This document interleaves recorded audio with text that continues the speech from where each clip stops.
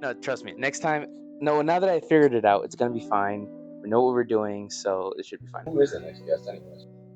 We don't know. We haven't spun yet. We haven't spun in a while. Well, okay. So we had Nick was gonna get on, then we recorded it, but then that was really bad. That was on me. We had the first Marvel week. Yeah, we have the first Marvel week, which is coming out. Well, from I guess it would already come out by this time this came out. So, yes, this one comes out. So, and then we'll have phase 2 Yes. for next week or the week after. But Shenanigans. Anyways, welcome back to Enlisted Insanity episode technically 7, but I guess this would be 8, and MCU would be. Okay, this is episode 7. This is episode 7. However, 7 has already been taken by the other episode 7. Yeah. So technically, if we're actually counting this as episode 8. Yes. Isn't that how math works? Yes, Don't math. say that hateful word. The math is mathing. That's all you need to worry about. All right. Like curse words like that mean darn. I can count just to 5, as we learned the other day at the gym. 1, 2, 5. That's good enough for me. Anyways, but this is Enlisted Insanity episode 7. This is Isai Bryce. and our special guest. Hi, I'm Nick. Yep. So for this episode, we're gonna talk about linear versus open world. Second. The second time. This is a re-record. We had audio issues on the first one. Yeah, and we also had some this time, but I figured it out. So We're gonna rehash a lot, but probably have new ideas. exactly. So I mean, there's things we wanted to talk about that we didn't get to talk about last time. So this is good. But let's ask our guest Nick. Like, what's the difference between linear and unlinear? As our resident expert on this. Expert. That's Resident expert. a strong word. Yeah. Like that was a slur because she told it us.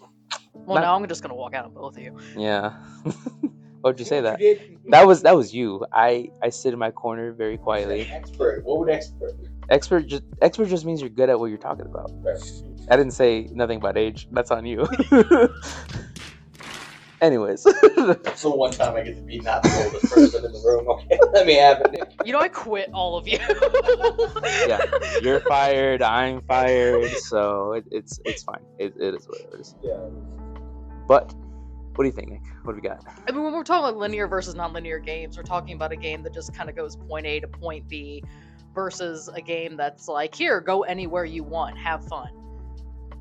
Well, the storyline's still there in both games. You're just comparing where one kind of guides you through it versus the other one that allows you to take it however you want to take it in. Yeah, perfect. Exactly what we were thinking. Though, as we talked a little bit about last time, was very much so the fact that, like, in an open world, be like, hey, there's 10,000 hours to play on this thing we're doing, and Bryce is a pirate. Actually, he's Nick Fury. I got my eye. Okay, yeah. But very much of the like, oh, there's 10,000 of hours to play on it. Yeah, cool, but like, what does that add to the story? Well, technically, only the first 100 hours is the story. The rest is just collectibles. 100. You give them the luxury of thinking there's 100 hours in any game's story. I'm just throwing numbers You're out lucky there. if you hit 8 these days, okay?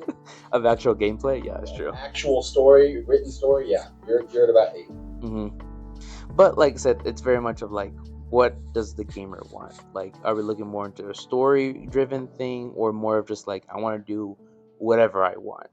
Though I think we all could agree, we all very much appreciate linear more than open world. Well, yeah. But it's, again, it depends on what you're talking about. If I'm playing something like World of Warcraft, and that's what I go in knowing, that's technically not open world, but it is open world. Yeah, but then you're also getting to the discussion of like MMO versus other gaming. Like MMO kind of is its own weird world by itself. I'll play devil's advocate this time.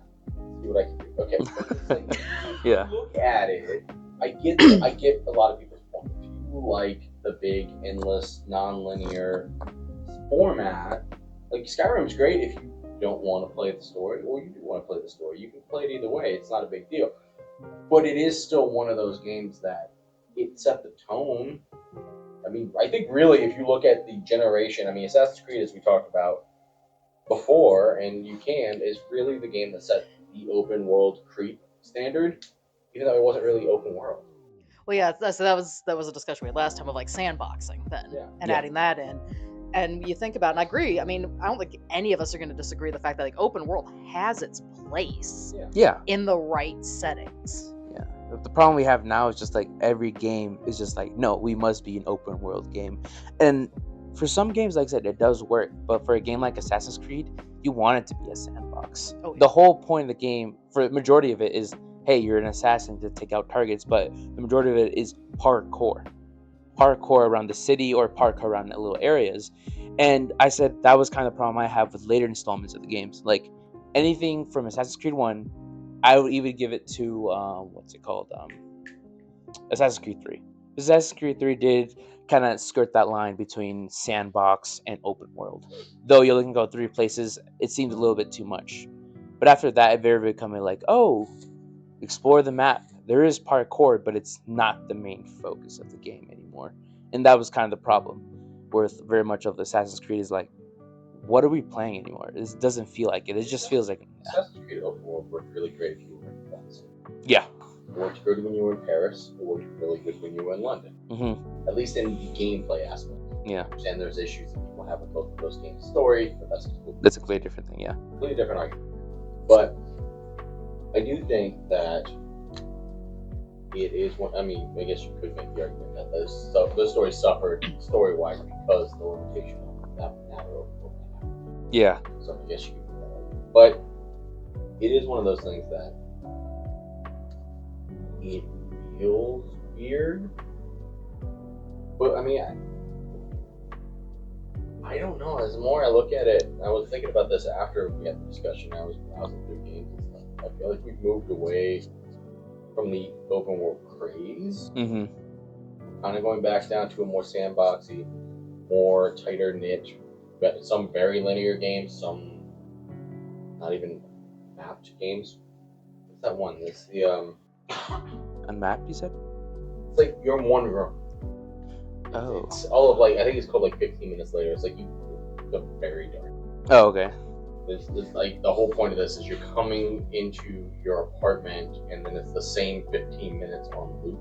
Oh. Again and again and again, and it's like your girlfriend breaks up with you. You end up killing both of you. The cops kill you. You reset. You do it again, and then it's like different stories and everything. It's weird, But it works. but it was one of those. It's like it was something different. Mm-hmm. Versus like if you look at something like it's gonna be more sandboxy, but it's like Ratchet and Clank, the new one. Okay. Part that's kind of open worlds, but I mean they're sandbox. You go to this world, you go to this world, you go to this world, but it's still kind of linear because you still have the old school platformer track. Mm-hmm. So it is a little different. I don't know. I feel like really, while open world craze was going on, it very much hindered the industry. Yeah. But the more I look at it, we even past that. We went to the live service model of everything. Yeah. Everything can be live service, and we're just finally starting to come out of that. Yeah. And I don't really know what we're moving into until we hit the next craze. I mean, I'm trying to think. I'm thinking also about the new CEO of Xbox, right? Moving away from a lot of things that kind of move more to corporate. From Xbox. Xbox. All right, and I'm here for it. All right, it's All capital. all capitalist. But it's very much going away from the like, we need to make money, and this is how we make money. Pretty much like, oh no, let's experiment. Let's take away these things that clearly are killing the industry, clearly are not working out. And of course, she's making stockholders very angry because, well, you're going away from the model we want. Like, yeah, no shit. Like, Yeah, but I mean, you have to pitch it to the stockholders to make those moves. exactly. Which is something like that. She's moving away from that, which I thought was pretty cool. Like, hey, we're going into. Yeah, but like, you can't do this 5-10 years after you've already done it repeatedly. Yeah. That's like you cheat on somebody. It's like, okay, well, she learned not to cheat, but it took 5 years of cheating to get to that point. It's like, okay, are you really learning the lesson? Or did you just finally get beaten to the point where you realize this was a bad thing and you shouldn't have done it? It's a step. I'll say that much. It's a step. Like I said, we're going back to, like I was talking about last time, like the indie games. very much going back to the what made a game was the story. It wasn't the you can explore, you can find all these things. And I'm just like, sure, that's cool to a certain aspect for certain games, but for a game that very much relies on its story, it has to be much more like it's smaller, it's more condensed. Like we're talking about Daredevil, how like it wouldn't be New York, it would just be Harlem. It would have to be, well, no, it'd have to be Hell's Kitchen. But yes. Yes, well, you know what I mean, yeah. I know, the nerd in me won't let that slip. But no, that is a fair point. I think you're starting to get that divide because the more games I'm seeing come out, so you get things like what's coming out, I think, next week. You've got 007 First Light. Yeah. Comes out. We just had, Subnautica just dropped. Batman came out. And just came out, I think, today. Yeah. Actually, some people have the 3-day access. It's a 3-day. Yeah. Okay, so it's the end of the week. Yeah. And then on top of that, we just had, I think last month or so, Crimson Desert. Mm-hmm. All different styles of games. Crimson Desert, it's a very just open world. It has a story, but from what I understand, that's not the main point of the game. Yeah. It is just play. And it's hundreds of hours of you doing whatever the hell you want, which to me sounds like a nightmare and a waste of my life. I don't want to do it, so I'm not going to. Yeah. I haven't played it. Versus something like Subnautica, which one, I love the developer, and I loved the first two Subnautica games. I played that. Mm-hmm. That came out 2 days ago.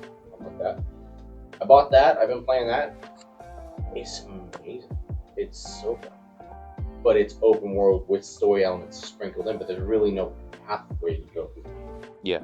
Then you hit something like 007 First Light, which is, from what I understand, more Hitman-esque. Yeah. So it's kind of more in the sandboxy-esque. It's not like you have to walk this line, but it's here's the level, beat the level, find a way. Yeah. So I don't think we're ever going to go back fully to this is the path, walk the path gameplay, unless you're doing something more akin to like a walk. You do something like Life is Strange, and you're pretty much doing that. You walk the path. Mm-hmm. Well, then you also can get into the discussion, though, of like linear games, if you do just the walk the path, hold your hand thing, most gamers today have gotten to the point where that's going to be very boring. Yeah. It is going to be just like, why am I doing this if I am literally just A, B, C, and you're holding my hand through this? But then you go on the opposite side of that, of open world, can become just frustrating, and you can get burned out of a game so quick because you've spent so much time on it. I have to grind for 20 hours Yeah. to do something. I mean, again, if you're a WoW player and you love that, but that's not. Yeah. I mean, well, I'm trying to think because, like you said, it's true. We can't go back to just very linear. Like this is the path, this you have to go. Because, like I said, it's very much of what do people want now, right? That's the future of the game industry. That's why people are moving away from the open world for certain games because it just doesn't work anymore. The appeal is not there anymore. Like you were saying, Nick, like it's just not there. But like you also said, like linear is like sure we can do certain aspects of that, but it can't just be like do this, do that, do this, do that. No. Okay, now we're just going to the hints. I got you. Oh my god. Tell me I'm wrong. I want to say you're wrong for the my sanity. Into the market. Tell me I'm wrong. It's so bad. Like okay, so there's games now that are just a copy. There's also another thing. It's a very much of a copy paste of the same thing. It's just in a different setting. And oh my god, people will spend hundreds, maybe even thousands of dollars to get this one character that very much is gooner bait. Very much is. And I hate to see that view picture here, because there's just so many examples. And my friend, oh my god, he's so bad with it. Like, he says, man, these games are peak. I'm like, it's the exact same game with a different setting, with a slightly different character. That is it. The gameplay is exactly the same. You just keep telling yourself that, oh, I love schlock. So it's Call of Duty. Yeah. Well, yes, that's why I am waiting for the day Call of Duty dies. I'm waiting for the day Halo dies, and I am waiting for all these major games to die because we need something new. I'm so tired of us going, oh, we're doing a remaster. Oh, we're coming out with a new game, exact same mechanics, but we added this one thing that made it different, so you should spend over $70 for. I'm going to shame myself. Yeah, I know. I play Apex. Mm-hmm. Aware of this. Yeah. Yep. it's one step below a gacha, Yeah. but it's still one of that. I'm never going to shame somebody if you want to spend $500. I've gone in debt for that. It's not something you should do, but we've all had our bad days. We've all had our bad months and things we've done. Yeah. And they do play to people's addiction, especially if you have an addictive personality. It's very easy to fall into. Mm-hmm. Now, I think that's all fine as long as you are calling out how much it's actually going to cost to get these things. Yeah. Which was the problem with the loot box because you're gambling. Yeah. Now it's the same as gambling. Versus something like Apex was like, yeah, you're roughly gonna spend about $300 to $400, maybe $500 to finish an event. Yeah. Like a full-on collectible event. Now that's insane, but you at least go into it knowing that's how much it's gonna cost. Yeah. But no, I mean, it's true. When you've got games, and I mean, mobile games, online games, whatever like that, they have that kind of thing of like, buy to play different things or buy to be better than someone else. Yeah. Exactly. No, that's perfectly it, though. And yeah, we aren't discussing, but Oh my god. none of us are happy about that. Grandma is the problem. Yeah. But that's the thing, is like, a lot of these games are like that, and it's got its own following. People do that. If you've got the money for it, good for you. Not everybody does. Yeah. But they're not bad. It's the same, like, you think, like you said, Apex, or even like Overwatch, Yeah. or Marvel Rivals. Any of those are Speaking of Gunnar Bait. exactly. No. But see, that's the thing. It's like, that's, people are willing to spend that money on it. Yeah. But you got to know, like, this is what you're getting yourself into if you're going to go down this road. I think the real issue for that, in that regard, is kind of we've gotten off here. I mean, it ties back to it. It does tie back to it, but it's the same. It's a fad. Yeah. We're going through the fad. The gacha game, the spend your life savings to get a skin, Oh my god. it's getting bad. Yeah, it's Like Apex is the whole reason. Like I toned down how much I played is because just one, we're going to charge you out the ass to do these collections, and then never change the game. Yeah. Especially not the way you want it. Hey, why would they? You're already paying for it, and you still haven't stopped paying Now, for it. I came back to it just recently, a few years or a month back. Mhm. A few months back. Me and a buddy came back to it, and we're having a blast with it. They've massively changed the game up since we last played. Yeah. Not spending as much. Yeah. Yeah. It was like, doing that, maybe I'll spend $10 for the season pass and just use that to pay for the next one. Mm-hmm. It's again, that's the consumer education, which is a whole other thing to get into, but it's a fad that's fading. Yeah. The live service is definitely going to fade, and it will never fully die. Probably not. No. Same as the open world will never. I mean, hey, gambling's not still here, so But the MMO fad. yeah. Like, everything had to be an MMO. Yeah. Why is Star Wars: The Old Republic an MMO? Because everything had to be an MMO. Mm-hmm. That really needed to be either a single player game with multiple decisions on how to play it. Yeah. Or I'm gonna play this class and your buddies can drop in and play with you. Mm-hmm. Because it is a great story. Yeah. Great voice acting. Great gameplay for the most part. But it is one of those that it's like it suffers because it got pulled into everything needs an MMO, and then that phase died, and then we got live service game. Live service is dying. I don't know where we go next. Yeah. Gacha games are they're gonna burn it. Yeah. Gacha games are already burning it. Yeah. Like that's the problem. Is the gacha games really came in hard with things like Genshin Impact, Genshin or Honkai Star Stardew. Rail. Yeah. Things like that where they come in hard. They're always gonna have their following, but the market for that is there. Yeah. I don't know. This will really actually, I think this year is gonna set the tone. But what? Yeah, we're moving forward. I mean, whatever the next fad's gonna be, it's gonna happen this year. yeah. I mean, Because there's nothing on the horizon. I'm thinking this because with GTA 6 coming out, right? Yeah. GTA 6 is coming Obviously, that's not a sore subject at all. out. No, of course not. And okay, now we have another kind of open world game, right?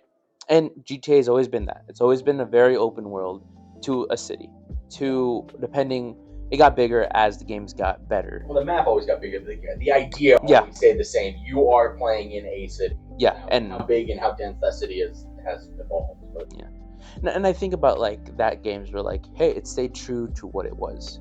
And my question is like, especially for I'm asking you, Nick, because I'm very curious what your thought is on this. Is because you think because GTA stayed to its roots, it still is as good as it is compared to other games like Halo, where from between Halo CE to 3, it kind of had the same formula. Now, yeah, we're getting there. Now, Halo 4, as much as I like it, it did change a lot of things. It did change the perspective, the narrative. We wanted to humanize Chief.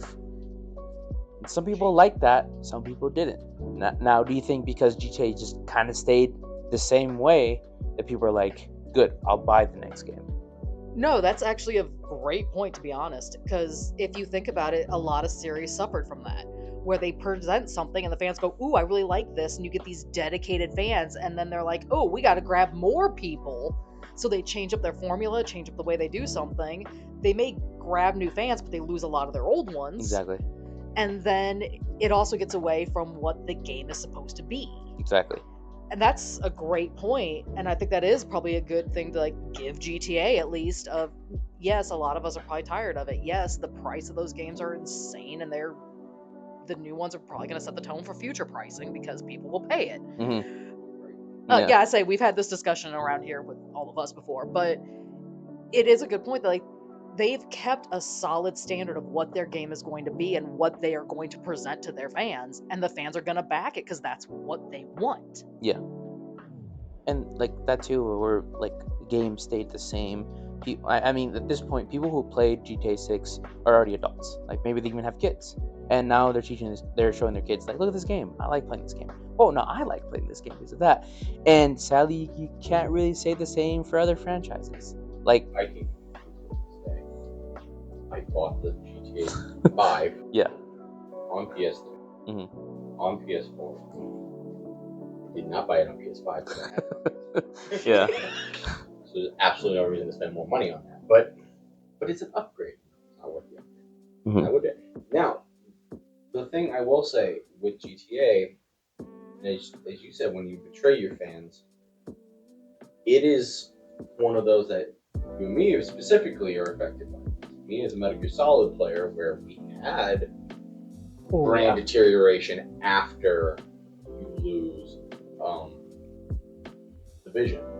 It's like it was solid up until Metal Gear Solid 4. A lot of people like 5, but it's a disjointed mess. And nobody can fight me on that. It's a disjointed mess. Didn't need to be open map. And that was another one that massively suffered from the open world. Yeah. They gave you 2 giant open world maps.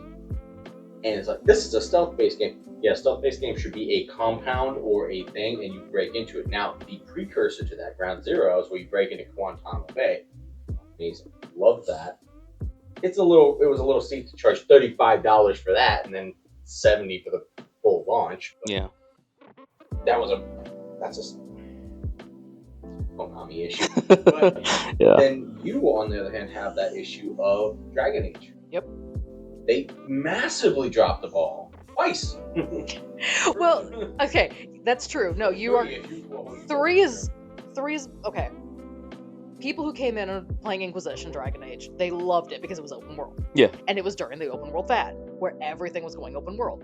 The thing is, if you've been playing it through the previous 2.5 games, because we'll add Awakenings in there, no, that's not what fans were used to. That's not what they wanted. Yeah. That wasn't Dragon Age when you hit 3, when you hit Inquisition. And then 4 came out, and yes, I know Veilguard's got a lot of bad things. I'm not denying that. But it went back to what Dragon Age was. It became very sandboxy. Yeah. You know, you went to the city, you did things in the city, you went back to your main base. That's more like a Mass Effect style kind of thing. Kind of, yeah. Go to a place, do the things in that place, and then you can... Yeah. And I mean, Dragon Age was always well known for that, is you just kind of had this map and you traveled to specific cities and did things in those cities. And that was it. You didn't travel all over fucking hinterlands picking up quests. So you don't like 60 hours on one map? I have so much against hinterlands, but a lot of us do. Yeah. A lot of us that do. was the game. I finished the hinterlands and then I was like, oh, there's more. Oh, there's a lot more.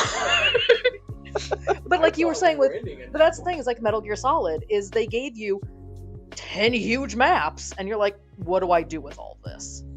I think the problem with Metal Gear Solid, though, too, in addition to that, was Hideo, or what he says now, I remember the discourse, was very much reported as he didn't want to do 5. So they kept going, oh, we're going to do 5, we're going to do 5, and it's like, he wasn't ready for that. He didn't want to do it, and he was on his way out anyways. So he already had a bunch of issues. That's why 5 has a bunch of issues. But if you look at the first 4 games, they are a solidified, cohesive story that at moments is very weird, but makes sense within its own parameters it's set.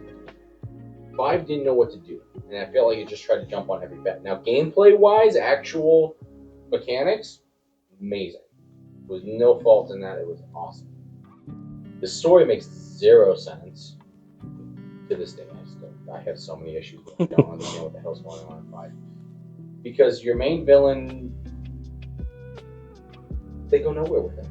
There's no development. There's no reason for him to be doing this stuff. And other than the tirelessly long monologues, that I'm used to long monologues from Hideo Kojima.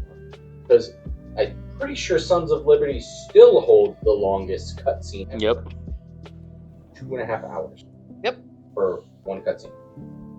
No, that was Metal Gear Solid 4. Mm-hmm. That was 4. That was the ending of 4.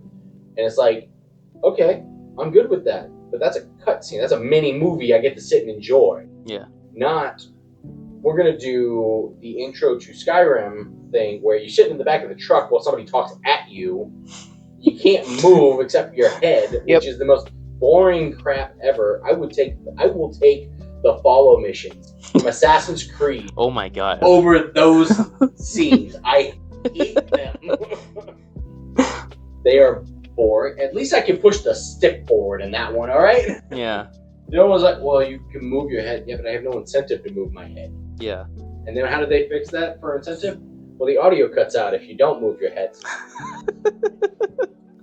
Give me the cutscene, and that's how especially. But I feel like that was Hideo's issue because he carries that into Death Stranding. Yeah. One of the first parts in the game, you do the same thing. You're sitting in a truck, listen to somebody talk. You can swivel your head around. It's like, I don't need an interactive cutscene. I just need a cutscene. Yeah. Mm-hmm. Well, the problem is like we very much moved into that very like games have to be cinematic now. It was like I said, we talked a little more about like the COVID era, where things became very mainstream. Things became very different. For example, in gaming, things became very like cinematic. Oh, look at this, look at that, and like, oh, we made more money on this game because oh my god, the visuals are amazing. But you didn't consider the other fact that like, yeah, the visuals were amazing, but the gameplay was also pretty good. And they're like, nope, it was just the visuals. So like you're saying, all these other games were just like, okay, I look around, I can't move. We're doing this cutscene. Was that really needed to be? That cutscene really needed to be that long? Did you have to make? You could have made your point a lot faster, and people would have been like, yeah, let me get straight to the gameplay. You can't be a pretentious dick though. I will be. I swear to God, oh God, I'm at. Nope, not getting to that. That's another episode that I can get to. Yeah. Yeah. Somebody else in here, Mhm. we'll do that just us. Yeah. But we'll have Nick back for another time. Yeah. Probably. Yeah. But I get what you're saying. It is one of those that the walk and talk, the rise of the walk and talk. I get the hatred for it. Mm-hmm. Me and my wife love it, but my wife's not a gamer. Yeah. That's why she loves it. She gets to sit and watch me do all the gameplay stuff while she watches a horror film or Mm-hmm. a good drama, whatever, even a bad drama. Some of them are not very good. Yeah. But like, that's what those were designed for. They're designed to bring non-gamers into something interactive. Yeah. Actually, you know what it is? What? I just thought of it. It's the resurgence of the Carmen Sandiego games. Mm. You remember those? You were Yes, I remember those. My brother I remember used those. to play those. Yeah. Yeah. That stuff where it's like, here, we're going to show you 2-second cutscene, do a puzzle, little cutscene, do a puzzle. Mm-hmm. That was it. That was the game. Yeah. The puzzle was like, move piece here, a literal on-screen puzzle. Yep. Not anything. and then you go from something to that, go from that era past like the early days of like Halo, kind of benchmarks at another phase of game. Yeah. And then you go into something like Uncharted. We had the third person craze for a long time. Everything had to be a third person shooter. They were trying to be Uncharted because Uncharted was doing so well, and they were all failing at it because it had its right formula. Yeah. It again, even with that, because there is so like Uncharted Lost Legacy came out after Uncharted 4, all side characters. The diehard fans played it. A lot of them hated it because it was an open world. It was here's a map, go to the different parts of the map to do the stuff. When Uncharted was never that thing. It was here's an area, get across the area. Here's an area, get across the area. Here's an area, get across. How you did that is up to you, for the most part. But it was the evolution of what used to be Tomb Raider. It's very much the same concept. Or even something like Spyro, where it's a platform. You add guns in.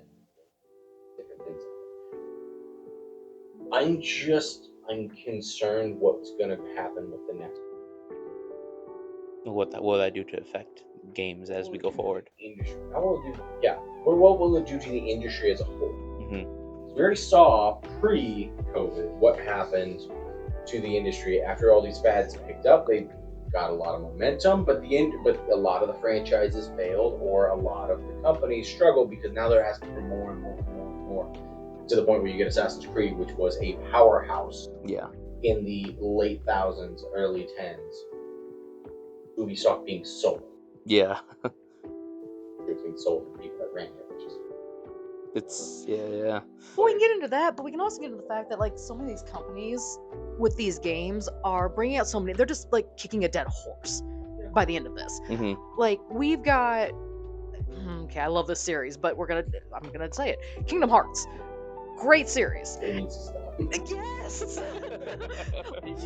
Just be what it was. I love that game. But I'm sick and tired of them coming out like, here's a DS version, here's a PSP version, here's a mobile thing. Like, you have to have that specific thing to play this game, though.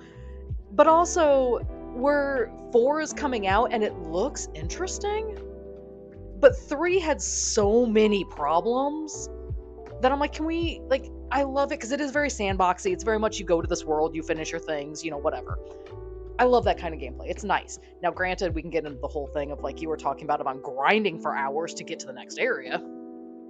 But we keep making these games because, like, oh, this one sold so well. Let's just keep going with it. But we don't just decide, okay, what's in this, and let's move on to something different. Instead, they keep relying on the name. Well, and again, that's one of the things that the problem is that the name, you've gone so long. Yeah. When Kingdom Hearts came out when I was in school. Pretty sure Kingdom Hearts came out when I was early high school, late middle school. Yes, I know, I'm dating. But I don't want to hear it. Go into that. Yeah. I already pushed that button. Yeah. I know, but I mean, yeah. But it's true, yeah. But it's one of those, it's like, you look at Uncharted, when did Uncharted stop? After it had already failed. It took a failure to kill the franchise. Now, that's fine, that happens with a lot of franchises. But what if it had stopped at the trilogy? Or in 4, which everybody loved 4, for the most part. There was some fringe people that didn't like story elements. But for the most part, the fans did. Yeah. Or Halo. Bring you with it. What if Halo had never had 4? Never had 4 on. It would have been a golden trilogy. It would have been, yeah. It was untouched. Nobody complained about that. Unless you were like me and you just hated the fact that I couldn't play it and therefore screw Xbox. But I had Killzone. Yeah, I guess. Which also killed itself. I mean, there's that problem of, like, the name carries something, right? And it very much, like, it's sad to see, but early days companies were very run by people who love making video games. They love doing what they did. And it became more of like, now these companies are so huge that we're having people, stockholders, be like, oh, let me invest in that. Cool. Oh, great. We have all this money. Yeah. And they're like, okay, cool. I need to make this much money. and just like, okay, well, we don't really know how much news gonna make. We're gonna continue. No. Stop right there. Stop right there. I want you to do this agenda, this agenda, this agenda, and also that agenda. And then it goes into the whole like, okay, I mean, as I said, that was kind of the problem with Halo 4. It was very much different, very different. Now, was there a promise there? Yes, I really enjoyed it. One of those games where I played Halo CE 2 and 3, and I played Halo 4. I love that they humanized Chief. I love they show the relationship with Cortana. And many people disagree with me. Many people would be like, no, this is hard military tactics. Bam, bam, bam. Shoot the bad guy, and then we're out of here, right? Because there was no messaging with Cortana in the early days. Yes. Having just played the Master Chief. Exactly. Yes, those cutscenes were not filmed for anything. It very much was like, he's like, I just do this and that. I don't know what I'm doing, you know? Exactly. And I said, that was very a direction that I enjoyed. I was very much like, wow, that's awesome. You showed Chief as a person. And everybody, every Halo player can't tell me they didn't cry, spoiler, when Cortana died. If you say you didn't cry, then I don't think you even like the video games. Because you didn't play them. I don't want to hear it. You're on PlayStation. I do not want to hear it. I cried when they killed my franchise. That's what I cried. Yeah. But then it's just like, okay, now they have a good direction. I'm very excited what they can do next. And then Halo 5 came out. And it was just Call of Duty. It just became Call of Duty. They killed one of the game mechanics. We're like, hey, if you die, you die. Oh, now there's a respawn mechanic. Why? Like, you had a formula, and sure, you're going to change a few things. You want to make it your own unique thing, but why change the thing that brought people to the game? Halo 4, with this whole humanizing Chief, still had the aspect of what Halo made Halo. And then it all went to shit. I can actually tell you why they changed. Yeah. This is the advantage of being as long-term gamers. It's because the name brand doesn't have enough to bring people in. Exactly. Yeah. That's the issue. This is what happened with the open world. Mm-hmm. When we changed everything. It's like they didn't have enough confidence that the brand alone would bring people back. So they had to change stuff. Now again, games have to evolve. I'm more than willing to accept that. But you've built an identity on your first game. This is how the game is. This is how the game works. Yeah. We're going to bloat it up a little bit, but this is how the game works. Solid did that. Mm-hmm. But tell me today, could you tell me with certainty, if I gave you a name like Sly Cooper, Spyro, Crash Bandicoot, that it's going to do gangbusters? And I can already tell you no, because look at Crash Bandicoot 4. Yeah. It flopped. And everybody wanted that game. Gamers talked about that game. The problem is the expectation was nowhere near what it was. Yeah. So the story is nice. But, I mean, it's Crash Bandicoot. It's supposed to be like that. They're also. Yeah. This is the fear I have with something like the Sony or Square Enix. Yeah, say it's Square, yeah. Square. It was a subsidiary. But, yeah. But my fear with that is Square is going to dump all these assets into a game nobody's going to care about. Well, we're hitting the point where a lot of us Kingdom Hearts fans, like you said, the original one came out a long time ago. And a lot of us were very hardcore fans through 1 and 2. And even, I mean, I never bought a PSP, but I did spend time, I borrowed a PSP from a friend just so I could play whichever one came out on PSP anymore. Insert image right there. No, it was it's the prequel to the, when you actually meet the organization before they were the organization and all this fun stuff. It was a 30. No. I mean, I think I bought a DS specifically to play 365/2, where you got to play as the organization. Mm-hmm. So, yeah, I was one of those fans who's like, I'm willing to do this because this game had a very specific style. Forget the card one. And because that's what it is. Is that the mobile one? Is that what that was? I think so. It might have been. But the problem is then, if you play Kingdom Hearts 3, which I guess, you said, spoiler, mm-hmm. is there's a lot of stuff that comes out about, Zigbar, who's one of the organization members, that he's actually this member of this other organization that's infiltrated, but you don't know about this other organization unless you play the mobile game. So you have no idea what's going on. You're like, who the hell is this person that they're talking about? Unless you've played these other side games. And Kingdom Hearts going to do that now with this 4th game because the clips of it look great. but they're also going into this whole new world that's like a Final Fantasy based world more than Disney Kingdom Hearts. Disney Final Fantasy. But Yeah. Which, to me, I'm like, cool, that sounds interesting, but it's not really going to be Kingdom Hearts anymore, and you're going to lose a lot of those Kingdom Hearts fans. well, the other thing is you're losing much more than that. So you're losing the Disney fans, especially if you're moving away from Disney. Oh yeah. You're gonna lose the Disney fans. It's not gonna predominantly. Yeah. You're gonna lose the Kingdom Hearts fans who are used to this unique blend. You're not getting the Final Fantasy fans. No. Nobody's leaving Final Fantasy to go play Kingdom Hearts unless they already played it. Yep. Yeah. They're dumping 12 hours into freaking one mission on freaking 7 years. I think we could have a whole different discussion on Final Fantasy fans. Yeah, that's 100%. We can do that for another day. It would just be you and I complaining for an hour. But this is the problem, I think, and this feeds into what you were complaining about with the announcement for Halo this last year. Yeah. The Why remake. are they doing a remake? Because nobody knows the original game anymore. Money, please, money. No, that's a good point. It's twofold. They Yeah. want people to buy it. Yeah. So they're gonna nostalgia bait all the Xbox and PC players who technically already own it, probably as the Master Chief Collection. Yeah. It's like, well, why would you do that? Why not just release the Master Chief Collection of that? Because then it's something new to buy. Yeah.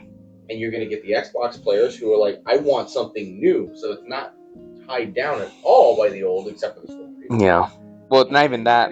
They're adding PlayStation, new. They're gonna try and bring in PlayStation players. There is a subset, and people will fight me on this, but PlayStation was, is, and will always be predominantly a single-player console. Yeah. That's it. It's what it is. Yeah. People playing multiplayer as their predominant thing are playing Xbox or they're playing PC. Yeah. And probably at this point in the age, they're playing PC. Well, and you think about that, you're right completely, because you think about that, PlayStation has predominantly been an RPG system, which is predominantly single player games. That's what Sony's known for. Yeah. Okay, well, Now they're known for selling your data to other people. I mean, getting hacked. It's 100% not. Oh yeah, yeah. If you don't, it was not on purpose at all. if you don't log in 30 days, you lose it. Yeah. Conspiracy theories, like, I mean, it's not a conspiracy theory. You know that's real. their security is a joke. At this point, I am sorry. It's on purpose. But you made a good point, though. Just going back to that, like, we're reselling the first game, remaking the first game. Why? Because no one knows it anymore. Knows it, and nobody's gonna go back and play old consoles unless you're a retro gamer. Mm-hmm. Yeah. Kids aren't going back. Nate, there's no kid gonna go back and buy an Xbox One to play Halo on. Yeah. One, you don't need to. Two, why would you? Yeah. They're on that Fortnite craze or whatever. There's that. Yeah. And again, they've got enough stuff getting remade, and everybody goes, well, we don't want remakes. We don't want remakes. We don't want remakes. Well, you know what? The numbers say that people want remakes. Yeah. Oh, Because that's what makes the money. Resident Evil is a perfect example. Resident Evil has built their identity recently on remakes, except for 9. 9 was the first major new entry in a little while. Yeah. Because we did the remake trilogy-ish. But it's definitely one of those. It's like it's giving the fans what they want. Getting the old games, getting updates to the tweaks to the story, updated visuals, the gameplay all matches, and you get a continuous feel throughout. I know I just sat here and chat on remaking the first game, but remaking games is fine. So something like Metal Gear Solid 1, Resident Evil 1, because they are kind of tied to that era. They're games that you could remake. Perfectly fine. Yes, it invites the inevitable sequel remakes because That's gonna happen. yeah. Why not? Yeah, because look what Resident Evil did. They remade 2. Personally, they should have remade the first one. I still want them to. I'm hoping the next remake is a Redfield trilogy remake. That'd be so we're nice. gonna get like 1 Code Veronica, Resident Evil 5. Screw everybody that says that that's a racist game. I don't care. Takes place in Africa. Look at yourself. Oh god, we're getting I'm anti-woke. going to do that. I had to suffer through the IGN article. I'm going to punish the world for that. Oh, Well, God. you're right, though. Remakes are a thing because, I mean, the latest story I've been following is the discussion of the Ocarina of Time remake for Zelda. Yeah. That's supposed to be coming out on the Switch too. I'm psyched. Like, if this actually happens, psyched. Because I am an old Zelda fan. I want Ocarina of Time. I want updated graphics. I want little tweaks to the story. Now, if you throw it out there and make it some kind of Breath of the Wild type game, you're going to ruin what Ocarina of Time was. Yeah. But inevitably, like you said, that's fine. Make me a Majora's Mask remake too. Yeah. I would be so happy to play Majora's Mask with updated graphics and probably near horror-esque graphics from Majora's Mask. But and that's the thing that I think that, like, I'm gonna sit here and critique it, but I'm still gonna buy it. That's what I want. Yeah. I know what they're doing. They're trying to get new people in, and they need to reset the franchise. I get what they're doing, but it's something like Splinter Cell, which is supposedly getting a remake. Yeah, There's no official word on that, but we're hearing about it. Silent Hill 1 is getting a remake. They officially announced that. I don't know if it's still going on. That was last year. That was actually last summer when they announced that. We got what else is another remake? There's so many remakes They're coming out, and I'm okay with all of them. That's fine. But be honest while you're doing it. We're doing this because the new generation does not know the franchise, and we need to push the franchise back in. And the older gamers, or some of the gamers that are less attached, are always going to go, well, I want new IPs. What do you want? And the problem I always have with that is anybody that's got, it's not shade. I'm going to mention this YouTuber, but it's not shade. Yeah. So like Asmongold made a point where he's like, well, we need new franchises, we need new IPs, we need it. It's like, dude, you've got fucking shit tons of money. Make one. Yeah. You want it, make it. I'm tired of people with money bitching that we don't have shit. Like Markiplier. He wanted that movie. He went and did it. Yeah. Critical Role's another example. The fans wanted the TV show, but they wanted it too. Let's not lie. They wanted to put their campaign on a screen. Well, yeah, they started out wanting it. And they went into being a Kickstarter that blew up the internet. Exactly. So there you go. And this is the point. It's like, if you have something that you think is good, put it out there. Try it. If I had money, believe me, there'd be a Daredevil game in the works. Not even lying, it's coming. It followed right behind it with a Metal Gear Solid remake. Yeah. Do not care. Yeah. But it is still one of those things that you are never going to you're never going to get back everybody. Yeah. And there are certain games that don't need remake. Of course. Last of Us Part 2 didn't need remake that way. Well, there you go. That's the thing. It's like they're jumping on. I mean, remaking games, as we just discussed, is fine, and a lot of us want remakes of very specific games that need it. Yeah. Yeah, that need it and would do great pulling back the old fans who just loved that game. I mean, I hate to go back to Ocarina of Time again, but like it's a great example. It does. It has a huge following. Everybody loved that Zelda game. And if you're going to pull back old fans, and you're going to probably bring in a lot of the newer fans who have been playing Breath of the Wild and Tears of the Kingdom and stuff like that, going, oh, this is an interesting game. Yeah. And they've heard so much about it from the older fans of Zelda. Yeah. So always comparing to Ocarina of Time. Oh, yeah. Exactly like that. So, like, Legend of Zelda never died. Never really burned out. It's always had its thing. But, like, my example I went to, and I'm going to go back to it as well, Sly Cooper is another one of those that needs a remake. It is a franchise that, especially today, would make a killing. Mm-hmm. I mean, look at how much Disney sells in like things like Zootopia. Oh my god! I hate to say it, but the furry movement would. I'm not gonna lie. Okay, we all play. Anybody who played that game, we know what we're talking about. And you can put up a picture of Carmelita Fox, and I mean. Okay. Disney puts out movies in the 90s, early 2000s. You know what? Why don't you just make a faithful remake? I don't care that somebody's in the corner doing weird stuff. I'm not going to look at it. It's just there. I don't question. I don't look in that corner. But dang! Really comes down to a small sacrifice. That is the franchise that died out. Yeah.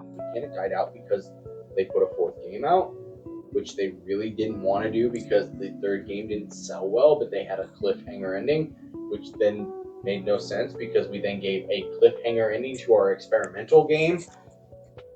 It was a weird time. The the late PS3 era of gaming design was a very weird period. Yeah. Because they would throw everything at the wall. And that's how you get things like Killzone, Shadow, whatever the freaking hell that game is. I'll send you the reference. Mm-hmm. And it was like, it's so bad because this is not what it is. This is a Call of Duty mission. It's exactly what happened to Halo. Mm-hmm.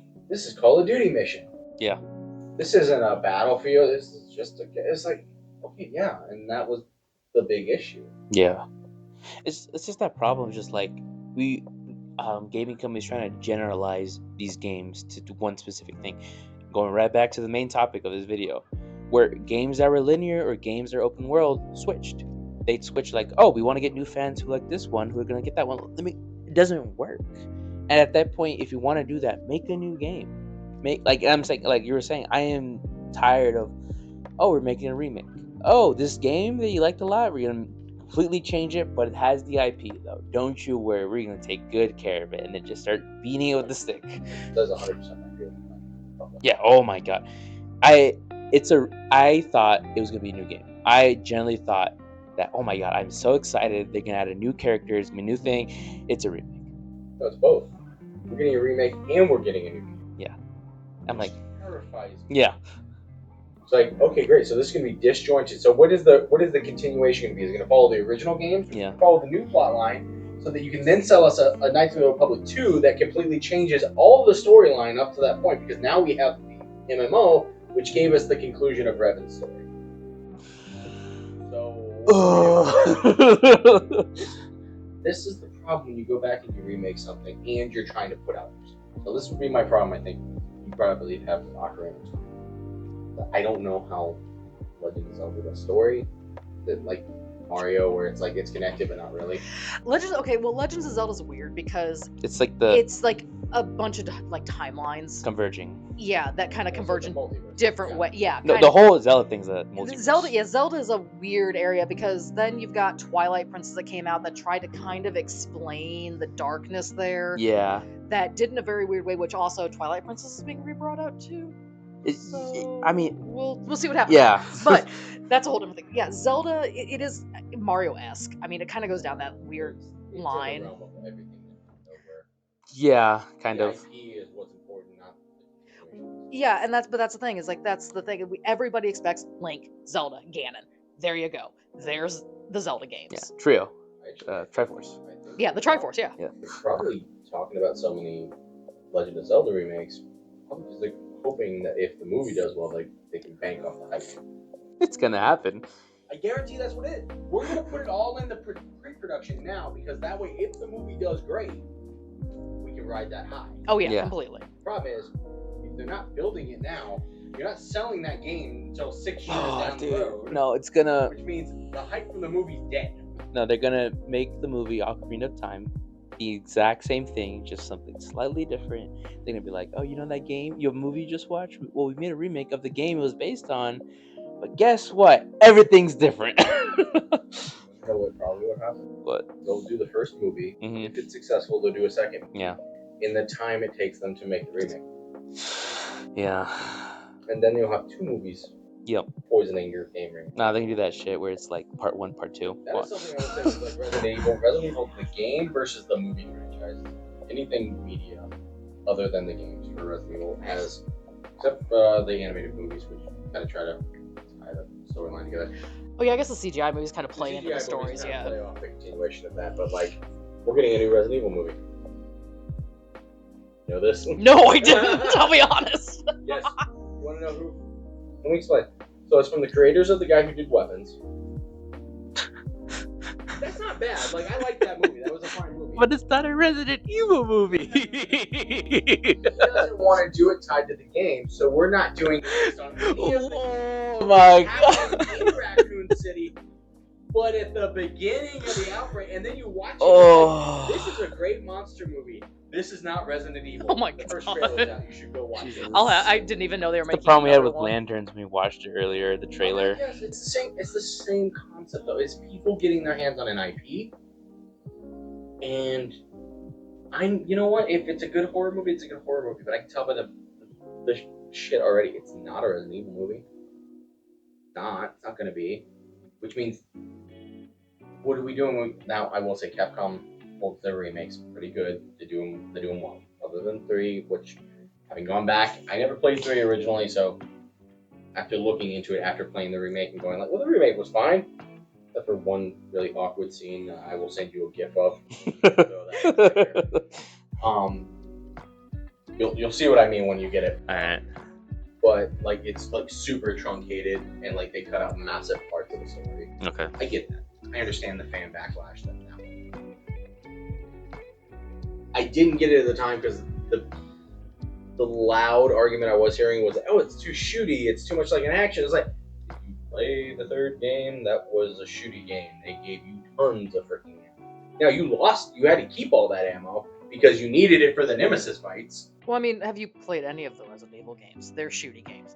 It's a shooty game. Mhm. But I mean, the thing with Resident Evil 1 is it's kind of a weird balance.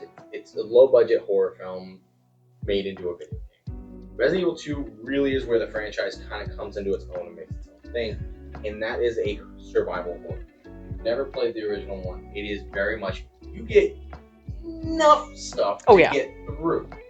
So you can burn all ammo and then go to the boss battle and die, or you can manage your shit. Yeah. And that's how you get through. 3 went the opposite way. It's going to give you a shit ton, which gives you this false sense of security. You ammo dump, and then you get to the first Nemesis fight, and you're like, crap. Oh yeah. I don't have enough to get through this fight. Yeah. Well, because Nemesis was when you got to the Nemesis fight, it was not an expected fight of its level at all. That was the nice thing about earlier game designs, where we're kind of losing that, but I think we might be coming back into it. Gotta speak the horrible name. Oh no! Don't say it. Don't say it. Say Spider-Man. But the first game in Miles Morales. But I mean, look at that franchise. It has turned into a franchise of it. Yeah. Why is that so big right now? Because it is the franchise that I can think of that has started right now. Mm-hmm. I cannot think of another franchise That started its own IP. Yeah. recently. Yeah. Like, that's not really its own IP, but I mean, that universe, the Insomniac. Yeah. Well, yeah. Like the game itself was new. Is its universe. Yeah. I cannot think of another game recently that is done To that skill. Yeah. to any scale. Yeah. I can't. I mean, Death Stranding has the first game and the second game, but really that's the Hideo fans that want to blow everything he does. Because, God forbid, the man... I'm sorry, I love the guy's work, but he needs somebody to rein in some of his creative ideas. Yeah. I mean, like you're saying too, no game right now has done that where like this is a new IP, this is something we started that's got mainstream, like, oh wow, this game is coming out. And very much to that point, we're getting remakes, we're getting like I say remakes of other older games into new ones, and then we got to do another franchise for that. And like I said, that's something and also games that do come out is very much like, oh, this is a multiplayer game. Cool, I understand, we want to play with friends, but what's the story? What's gonna make this game? What was gonna make the game me want to come back? And when you announce the second game, then I'm gonna be like, yeah, I'm gonna go buy that game because the first game was so good. And like I said, it's kind of finding you can't just do everything. That's the problem with a lot of games. They want to do everything. They want to be the open world. They want to do the story. They want to do the multiplayer. They want to do the skins. They want to do, you can buy packs for this now. There's battle passes now, and that's something I'm just like, you can't do everything. You have to focus on something, because if you don't focus, the jack of all trades is a master of none.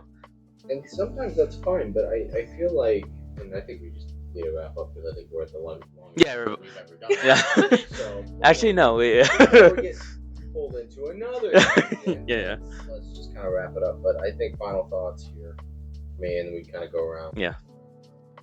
The thing is that when you're talking about open world versus linear, you're going to get into a discussion like this where it's every element of it. Because that's what it really is. Yeah. It was a fad that came in.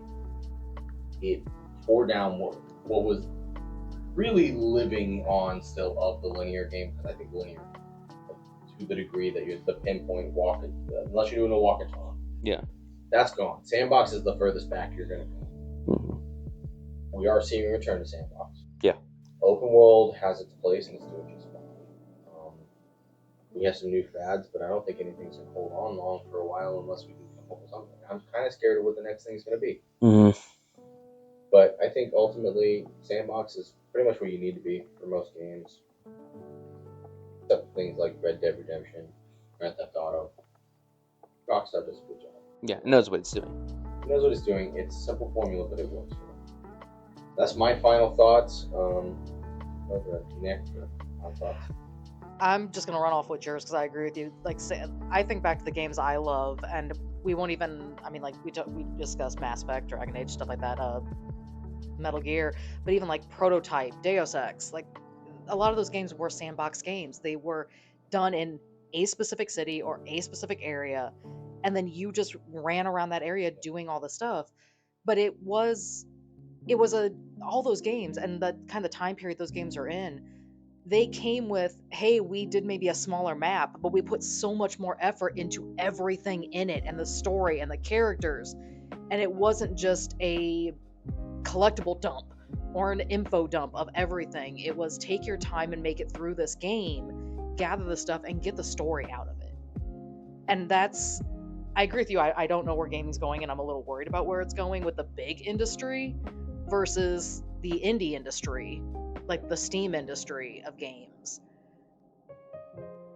But I really hope that we kind of get back to that sandboxy type thing, because it feels like when we did that, the creators and the people with it spent more time on the game and the concepts of the game, not just here's a gigantic map, go have fun. Isai? I mean, yeah, I really think it's just focus on one thing. I really think that's what it needs to be. When games became very much like, oh, we want to win awards, we want people to be pleased with this and that, you lost who you were, who or what the franchise was. And I'm very excited because it feels like indie games are really taking over now. Because the same thing, there's passion. There's people who actually want to make either one, a story, or two, a multiplayer game, or something that they want to focus on. For example, an indie game right now, I think of Repo. Repo has a story, very loose, but it's a great multiplayer game. Now another game, Hollow Knight, very much a story-driven game, and it does that. None of the two focused on the other thing. You know why? Because they knew this is what we need to focus on. This will captivate people. This will keep us going. And I think it's just bigger games, big AAA games, need to be like, go back to that. Focus on the thing you want to do. Like I said before, Jack of all trades is a master of none. That's my final thoughts on that one. And I think that wraps it up for today. Yeah. Anyways, we don't know what the next topic is going to be. Yeah. It's the next Marvel episode. Or we'll spin off whatever, screen. but I think Yeah. I have the topic to get you back for. Which one's that one? Art style and games. Ooh. You don't want me in that one. I do. No, you don't. I want to hear I want everything. Two just standard gamers versus the artist. Oh no, yeah, that's I have a okay. I have a lot of complaints about art styling games. It's gonna be great. That will be when Nick comes back to us. But this so far has been the Enlisted Insanity podcast. I've been Bryce. I've been Isai. I'm Nick. And we'll catch y'all on the next one. See ya. Later.